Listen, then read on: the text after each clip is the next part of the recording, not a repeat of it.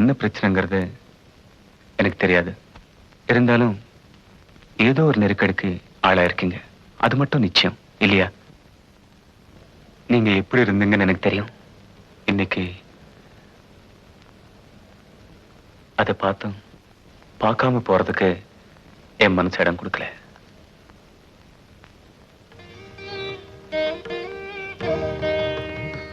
உங்க கூட பிறந்தவளா நினைச்சு வாங்கிக்கங்க. வாங்கிக்கங்க ப்ளீஸ்.